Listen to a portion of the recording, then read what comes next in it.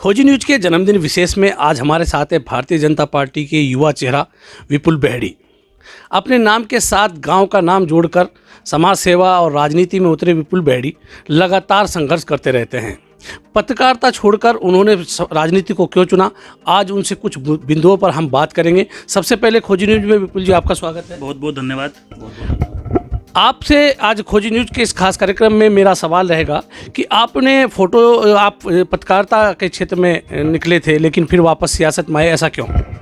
मैंने भारत के एक बड़े संस्थान Indian institute of national mass communication से पत्रकारिता जनसंचार में अपना कोर्स ख़त्म करने के बाद एज ए ट्रेनी रिपोर्टर एक बड़े चैनल में काम करना भी शुरू कर दिया था। लेकिन कुछ पारिवारिक कारण ऐसे रहे, फिर घर के नज़दीक रहने का थोड़ा मन था, थोड़ा सामाजिक कार्य करने का भी मन था।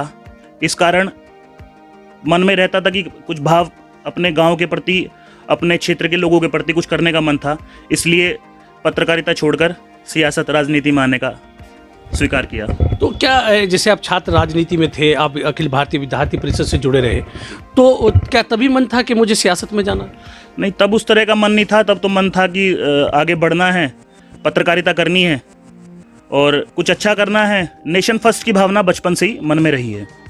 नहीं, तो आपने भारतीय जनता पार्टी से आप जुड़े, आपने 2012 से सियासत शुरू की, तो सियासत कब से आपने? मेरे ध्यान आ रहा है कि मेरे राजनीतिक गुरु आदरणीय रामपाल टेलर जी, उस समय चरथावल विधानसभा हुआ करती थी हमारी, तो उनका पहली बार टिकट हुआ 2002 में। तो तब हमने कंधे से कंधा मिलाकर उनके पोस्टर लगाना, बिल्ले बांटना और इस तरह के जो मतलब छोटे छोटे कार्य थे उन सब में प्रतिभाग करके मतलब राजनीतिक जीवन की जो शुरुआत हुई वो 2002 से रामपाल टेलर जी के चुनाव से हुई। तो क्या उम्र रही होगी आपकी उस समय? उस समय करीब मेरी उम्र रही हो करीब 14-15 साल। तो सियासत में आप 14-15 साल की उम्र में आते हैं, फिर पत्रकारिता की तरफ आपका रुझान होता है, राजनीति में लौट के आए हैं। 2012 से अब तक कौन सा ऐसा काम, संघर्ष आपने किया हो सियासत में, पार्टी के लिए या किसी क्षेत्र की जनता के लिए? सबसे पहले मेरे ध्यान आ रहा है कि 2014 के अंदर हमारे यहाँ रोहाना मिल में एक बहुत बड़ी रामलीला मतलब पिछले 50 साल से वहाँ पे हो रही है। तो उसकी जो जगह है उस पर कब्जा करने का प्रयास रोहाना शुगर मिल द्वारा किया गया। तो मैंने क्षेत्र के लोगों के साथ मिलकर इतना संघर्ष किया कि आज भी यथावत वहाँ पर रामलीला भर रही है। वो जो रामलीला का ग्राउंड है वो सुरक्षित है और रोहाना शुगर मिल का जो मंसूबा था उस पर कब्जा करने का, उसमें वो नाकामयाब हुए। तो आपने उस मैदान से शुगर मिल का कब्जा हटवाया है, तो उसके लिए क्या आपको संघर्ष करना पड़ा, कैसे आपने लड़ाई लड़ी? 2014 में युवा थे, प्रयास किया, सभी लोगों ने सहयोग किया कि गलत है, ऐसे ही भाई रामलीला ग्राउंड के 50 साल से जहाँ रामलीला हो रही है उस ग्राउंड पे कब्जा नहीं कर सकते हैं। उसको मुक्ति दिलाई, लोगों ने सहयोग किया। उसके बाद से एक पहचान बननी क्षेत्र में शुरू हुई। क्षेत्र की एक बड़ी समस्या हुई जब सहारनपुर मुजफ्फरनगर मार्ग बन रहा था, तो एक मिट्टी का पुल बनाने का काम शुरू हुआ था, आपने उसका विरोध किया, क्या उसका रिजल्ट रहा, क्या उसका नतीजा रहा? मैं आपको बताना चाहता हूँ कि रोहाना मिल एक सेंटर है 30 गांव का, करीब 30 गांव के आसपास के 30 गांव के लोग वहाँ दुकानदारी के लिए आते हैं, वहाँ खरीदारी करते हैं। छोटे छोटे वहाँ दुकानदार भी हैं, 1-2 बड़े दुकानदार हैं पर ज़्यादातर छोटे दुकानदार हैं। सबसे बड़ी समस्या ये आ रही थी, हम लोगों ने कहा कि अगर आपको पुल बनाना है आप पिलर का पुल बनाइए जैसा देवबंद में बन रहा है। पर कंपनी के कुछ अधिकारी अपनी हठधर्मिता पे थे। हम लोगों ने प्रयास किया, निरंतर दिन रात वहाँ आंदोलन किया, संघर्ष किया, धरना चलाया।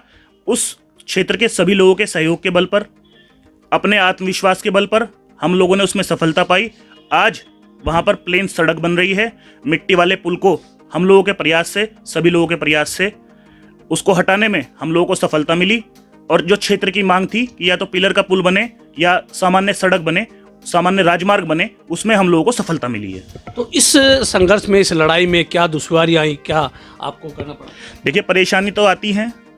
इतनी भयंकर ठंड में हम लोग करीब 15-20 दिन तक दिन रात आंदोलन चला।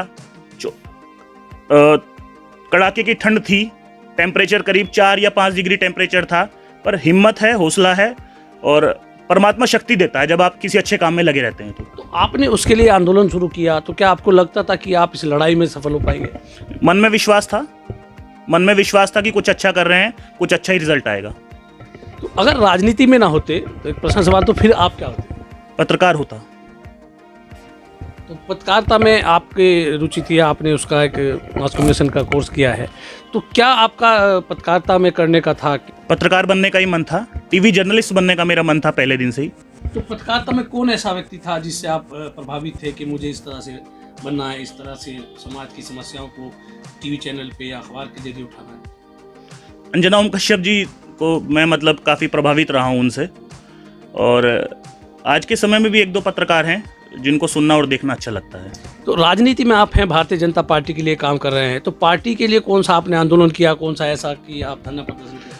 लगातार मतलब 2017 में प्रमोद उटवाल जी हमारे यहाँ से चुनाव लड़े, दिन रात कंधे से कंधा मिलाकर उनके लिए प्रयास किया।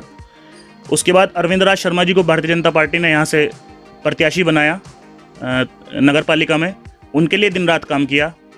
2019 के लोकसभा चुनाव में आदरणीय भारतेंदु सिंह हमारे यहाँ से प्रत्याशी थे बिजनौर लोकसभा से, उनके लिए भी दिन रात प्रयास किया। हार जीत लगी रहती है राजनीतिक जीवन में, पर हमने जो हमें जिम्मेदारी दी गई उसका पूर्णतः निर्वहन किया। आप राजनीति में आए हैं, काम कर रहे हैं, भारतीय जनता पार्टी में काम कर रहे हैं, तो कौन सा ऐसा राजनीतिक व्यक्ति है जिसको आप अपना आदर्श मानते हो?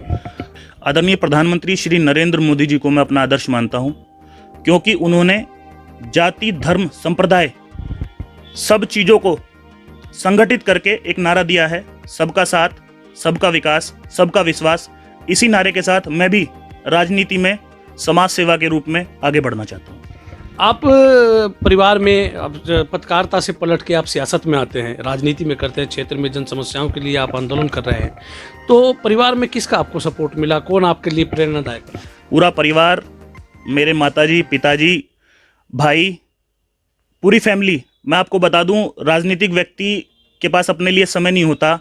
अगर घर परिवार का साथ ना हो तो राजनीतिक व्यक्ति राजनीति में सर्वाइव नहीं कर सकता, क्योंकि पूरा दिन तो सड़क पे निकलना है, जनता के बीच निकलना है, लोगों के बीच निकलना है। घर पे तो सिर्फ सोने का समय, वो भी पर्याप्त मात्रा में मिल जाए तो बहुत होता है। बिना परिवार के राजनीतिक व्यक्ति राजनीति नहीं कर सकता है। अभी आपने पिछले दिनों आया था कि शमशान की कुछ भूमि को लेकर के आपने आंदोलन किया, शुगर मिल के खिलाफ फिर एक लड़ाई लड़ी, कई बार हुआ, तो क्या था वो मामला? हमारे यहाँ रोहाना शुगर मिल द्वारा करीब 45.5 बीघे बेहड़ी गांव की शमशान घाट की जमीन पर कब्जा किया हुआ था। उसमें निरंतर हम 2016 से लगातार प्रयासरत थे। हमने जिलाधिकारी न्यायालय में वाद दायर किया, निरंतर लड़ाई लड़ी, दिन रात करीब 8 महीने तक हम लोगों ने दिन रात 24 घंटे उस शमशान घाट की जगह पर धरना भी दिया।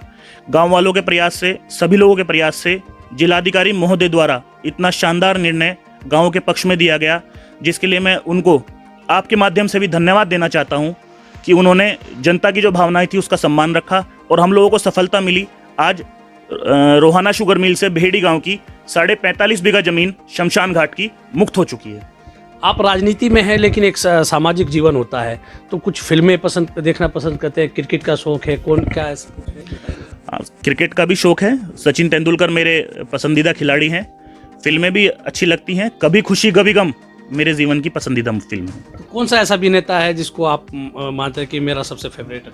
अजय देवगन मेरे पसंदीदा अभिनेता हैं और उनकी फिल्म अपहरण मेरी पसंदीदा मूवी है। तो कभी आदमी फुर्सत में होता है, गाना गुनगुनाना चाहता है, तो कौन सा एक ऐसा सॉन्ग है जो आप कभी अकेले में होते हैं या कुछ आपका मन अच्छा है तो आप उसको गुनगुनाते हैं? मुझे रेखा जी का एक गाना है, शायद दिल है तुम्हारा मूवी का है, कि जीवन सुख दुख का संगम है। ये मेरा एक पसंदीदा गाना है। तो परिवार में आप किसको अपना एक आदर्श मानते हैं? मेरे पिताजी मेरे आदर्श हैं। तो राजनीति में ना होते, पत्रकारिता में नहीं होते, तो क्या होते? इसके बारे में कभी सोचा नहीं कि मैं क्या होता। तो अभी राजनीति में है, अभी आपका क्या एक लक्ष्य है? आपको चुनाव लड़ेंगे? जिला पंचायत चुनाव की तैयारी है, किस वार्ड से? वार्ड नंबर 11 से, और क्षेत्र की जनता का आशीर्वाद भी है, पार्टी का भी सहयोग है, और जो काम किया है पिछले 10 सालों में उसी के आधार पर जनता के बीच जाने वाला हूँ। तो मेरा आखिरी सवाल है, कौन सा एक संस्मरण होता है, कुछ यादें होती है एक सामाजिक जीवन में, राजनीतिक जीवन में, तो कौन सा ऐसा यादें, कौन सी ऐसी घटना है जो आपको हमेशा याद रहती हो कि ये घटना हुई है, ये मुझे याद रहता है हमेशा, किसी की मदद की हो, कुछ भी? राजनीतिक जीवन में है तो मदद का तो स्वभाव रहता ही है। हाँ, एक बार मेरे ध्यान आ रहा है कि मैं रात्रि में अब शहर से मुजफ्फरनगर जा रहा था, करीब 4-5 साल की बात हो गई, तो एक भयंकर एक्सीडेंट मेरे सामने हुआ और उन लोगों की अवस्था ऐसी थी कि शायद अगर मैं उनकी मदद ना करता तो मैंने तुरंत अपनी गाड़ी से उन लोगों को 10 मिनट के अंदर हॉस्पिटल पहुंचाया। तत्काल उनकी मदद हुई, उनको खून दिया और वो लोग जीवित बचे। तो मुझे मन में एक भाव रहता है कि शायद अच्छा कार्य मेरे द्वारा हुआ।